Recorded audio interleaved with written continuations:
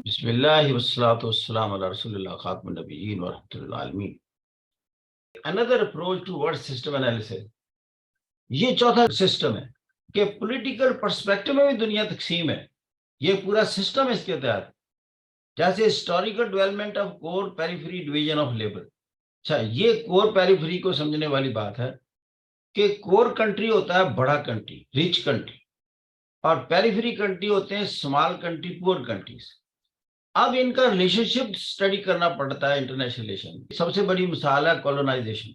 जब बर्तानिया ने सब कॉन्टिनेंट को कॉलोनी बनाया तो उसका इकोनॉमिक रिलेशनशिप क्या था। अब इस चूंकि हमने इसको इकोनॉमिक पर्सपेक्टिव में स्टडी करना है इस सिस्टम को, वो क्या करता था, यहाँ से रॉ मटेरियल लेता था, कॉटन यहाँ से लेता था, मैनचेस्टर में कपड़ा बनाकर यहीं फरोख्त करता था, यहाँ से जूट लेता था, जूट की बाकी वैल्यू एडिशन उधर होती थी, फिर यहाँ फरोख्त करता था।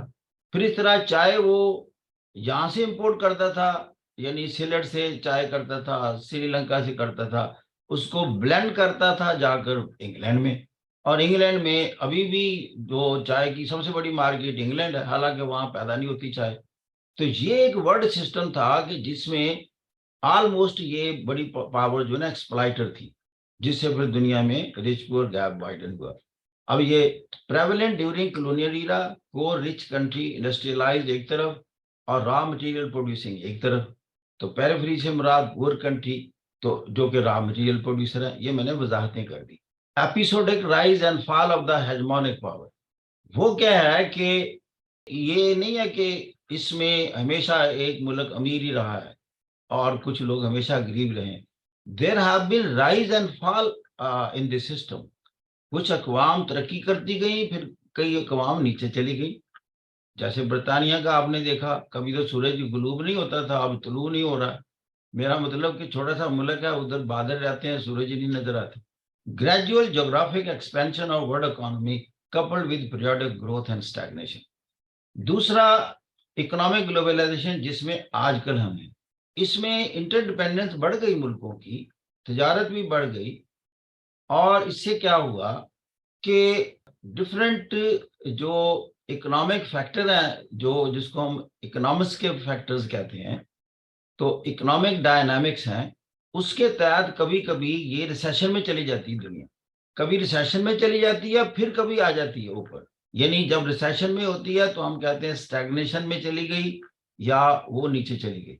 उसके बाद इकोनॉमिक राइज भी होता है। तो ये एक ऑसिलेटिंग अंदाज में ये ग्लोबलाइज्ड इकोनॉमिक सिस्टम चल रहा है। तो लिहाजा दुनिया की इकोनॉमी बड़ी सोफिस्टिकेटेड है, ये भी एक सिस्टम है। तो ये चार सिस्टम अब हमने पढ़ लिए। इस अंदाज से आप देख रहे हैं कि जैसे हम थर्ड वर्ल्ड के हिसाब से जब बात करते हैं, तो थर्ड वर्ल्ड में एक फैक्टर ये भी है कि इकोनॉमिकली वी आर बैकवर्ड।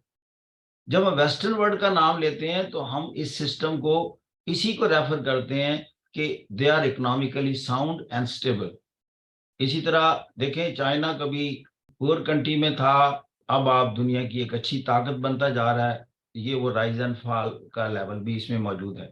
ये हमने चार सिस्टम पढ़ लिए। ये क्या कांस्टेंट रहते हैं, क्या परमानेंट ऐसे रहेंगे? नो, इनमें चेंजेस भी आती रहती हैं। चेंजेस सिस्टम में क्या होती हैं? System can be either stabilising और destabilising forces in the international relation. इनकी वजह से कई मसाइल भी पैदा होते हैं।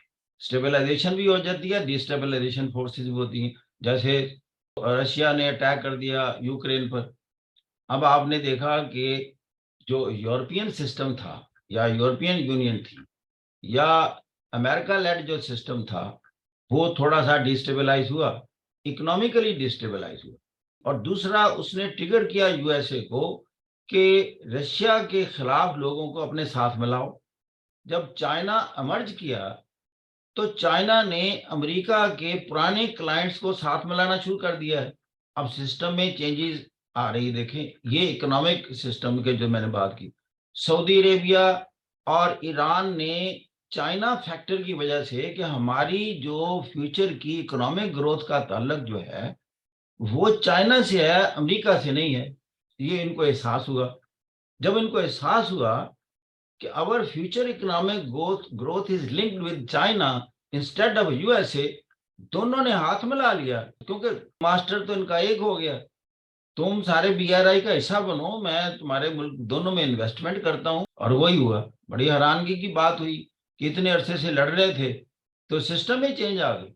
और आप ये देखें कि टर्की और इजिप्ट के तल्लुकात बेहतर हो गए, टर्की और सऊदी अरेबिया के तल्लुकात हो गए, और टर्की भी एक विजुअलाइज कर रहा है कि to become the part of the Shanghai cooperation organisation.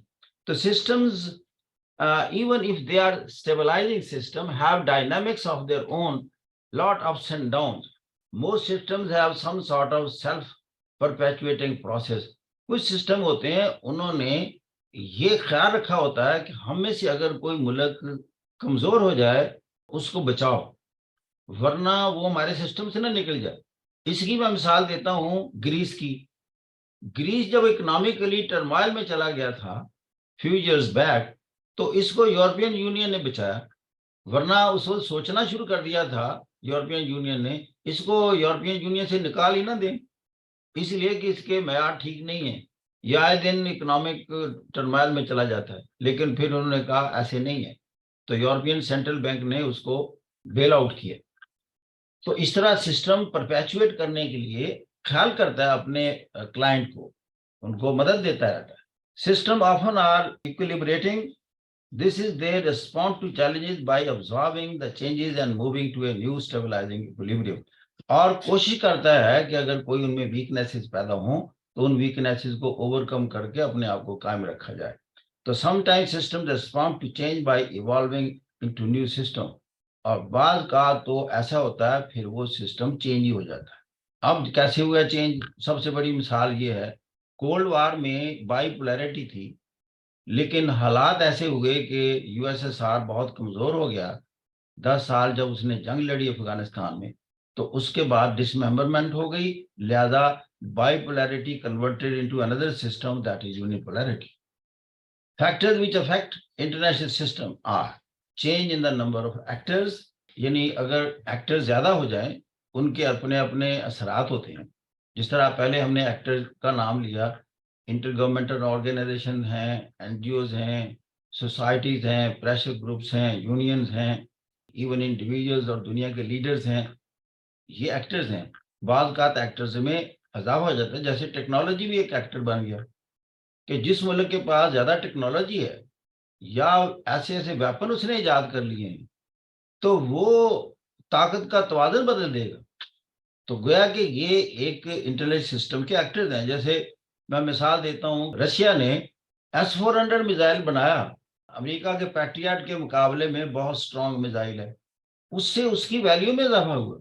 इतना हुआ कि टर्की नेटो का मेंबर है, तो उसने कहा जी मैंने वो S-400 खरीदना है, इंडिया ने खरीद लिया। तो ये क्या है, अब ये जो टेक्नोलॉजी है ये एक एक्टर के तौर पर उभरी है। या अगर इजराइल सरवाइव कर रहा है इतने मिडिल ईस्टर्न कंट्रीज में, और जो उसके ओपोनेंट है वहां, उसमें अपनी टेक्नोलॉजी की वजह से सरवाइव करता है, उसका डिफेंसिव सिस्टम टेक्नोलॉजी बेस्ड है। तो change in the power distribution between actors, अगर वक्त के साथ जिस तरह चाइना उभर रहा है, उसकी पावर में इजाफा हो रहा है इकोनॉमी की वजह से, तो आप देखें कि ये फिर एक सिस्टम में तब्दीली लाएगा, दुनिया के सिस्टम में तब्दीली लाएगा। तो change in the characteristics of actors. तो फिर एक्टर्स का अपना बिहेवियर होता है कि चाइना ने जैसे पहले तो कभी पॉलिटिकली इन्फ्लुएंस करने की कोशिश नहीं की, लेकिन अब उसने देखा कि मैं एज ए मीडिएटर भी रोल अदा कर सकता हूँ। उसने ईरान और सऊदी अरेबिया की सुलह करवा दी। पहले वो कभी पॉलिटिकल एरिना में इसने ऐसा रोल नहीं अदा किया, लेकिन वो he is very much assertive in the South China C.